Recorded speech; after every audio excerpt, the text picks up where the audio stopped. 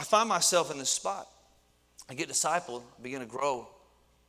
And there was this guy, the director of this place I was at, and he was traveling and he was going to go do some preaching stuff. And I was like, man, I want to be like his armor bearer. So we're in this circle, right? We're in this prayer circle, and we call it huddle up. So we're in there holding hands and praying type deal. Stand in a circle, getting instruction, whatever the case was.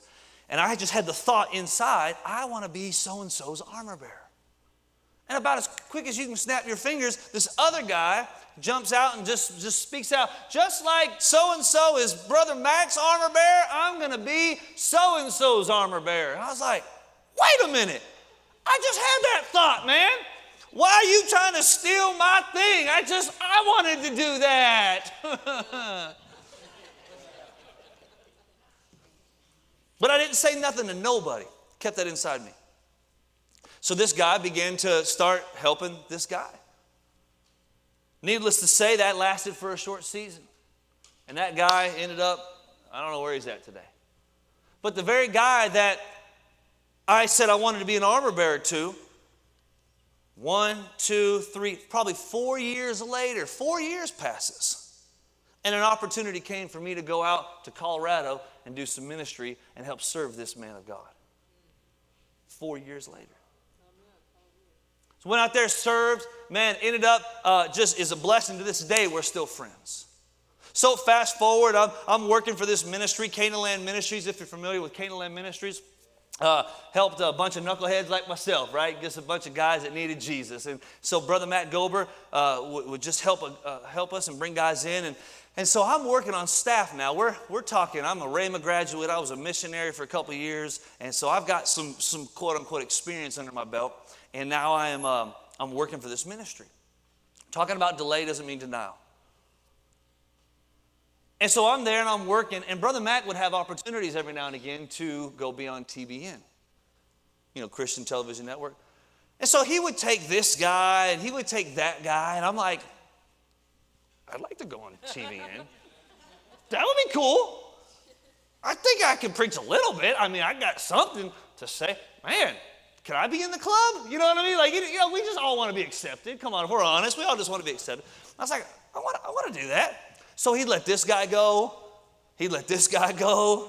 He'd let this guy go. And you know how you do sometimes. Maybe not y'all. Let me just tell myself. Get a little jealous maybe. You start questioning things. You start be like, well, man, I think I'm maybe a little more spiritual than them. Oh, that's just me. Okay. I'm telling myself, right? Remember my life as an example, because y'all, apparently, pastor's been teaching y'all good, and y'all got it all together. I don't know, and so he would go and go. So I worked there. God led me out of that ministry to go start Zachary Bigley Ministries, and still didn't get to go preach on TV.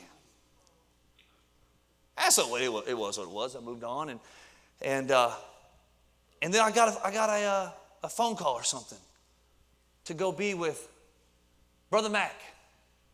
Matter of fact, I think I did, let me back up. I think one time, maybe my timetable's a little bit, I think I drove him one time up there or something. But anyway, I got to go be an opportunity to be on there, be a guest on TVN. Brother Mac, I'm in my own ministry now, and I get to be a guest on TVN. Brother Mac's going to host it. Man, this is my big break, baby. It's the sky from here. You get all these thoughts of grandeur in your mind. I guess, again, that's just me. Okay, y'all are. Pastor, you're doing good. You're teaching them good. So I go, and I'm all excited, and then I got a call from somebody basically canceling the interview. Why, God? Why? Why am I in the pit? Oh, yeah, it's preacher in training. That's right.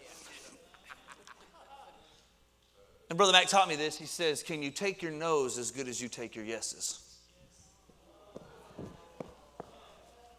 Oh, God, Brother Mac. Thanks, brother, thanks. I like yeses. Yeah. I don't like no's.